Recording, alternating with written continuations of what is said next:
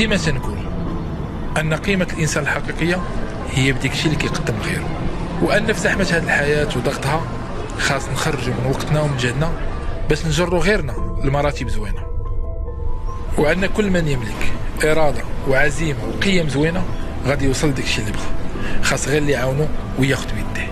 قبل 6 شهور من اليوم درت ستوري باش نعاون 3 ديال الدراري عندهم تكوين في مجال الطبخ باش يطوروا مستواهم ويحققوا تمكين مالي ديالهم.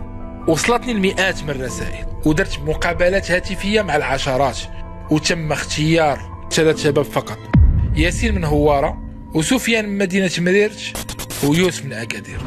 التحق ياسين وسفيان، ويوسف ما قدرش لانه ما قدرش يخرج من واحد المنطقه مرتاح فيها وخاف يبدل وما يلقاش حاجه مزيانه، وهذه هي الحياه، فرص وخاصك تفوز بها قبل ما تمشي لك. بعد ما التحق ياسين وسفيان بدات المهمه.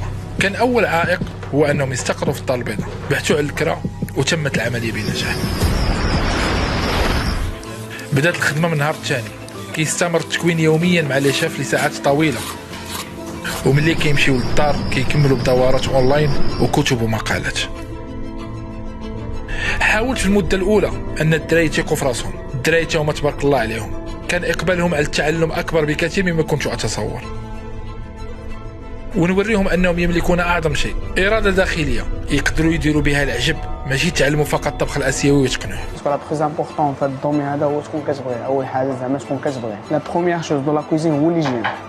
العلاقات تتلعب دور جوهري في صناعه الانسان، والمحيط اللي كتصنعه اليوم بعنايه غادي يصنعك غدا بدقه. الحماس غيدفع باش يجبرك انت تكون ملتزم مع راسك. الالتزام والانضباط الغالي في العمل كونستون.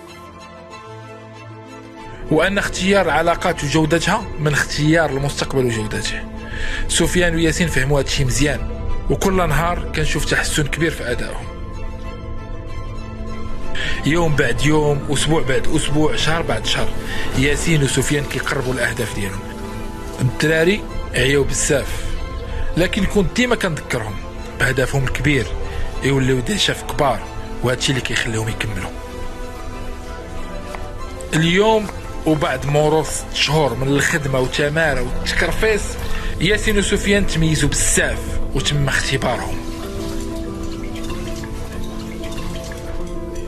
ونقدر نقول أن اليوم هي الانطلاقة الحقيقية ديالهم، وأن مدخولهم الشهري تضاعف على المدخول اللي كان عندهم شحال هادي، وأن اليوم ما يملكون من مهارات ومن تجربة ومن علاقات عطاتهم أفق كبير ديال العمل والإبداع والتميز، وهذه غير البداية.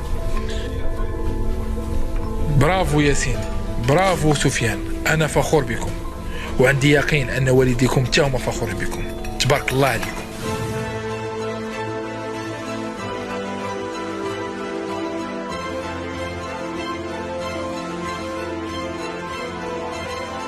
السلام عليكم. ياسين لاباس عيوي بخير؟ مستنتي كلشي بخير؟ لاباس داك صحتن؟ هذا ونسخر ربي كيحفظ ربي، وهذا كيسخر ربي اللي كيسال ربي يرحم رجلك باش كيديك كايزر ندارنا حتكت. هو الحمد لله وكسبح ربي يحفظ ربي، هذا ونسخر ربي تبارك وتعالى، ياك رضاك يحفظ ربي.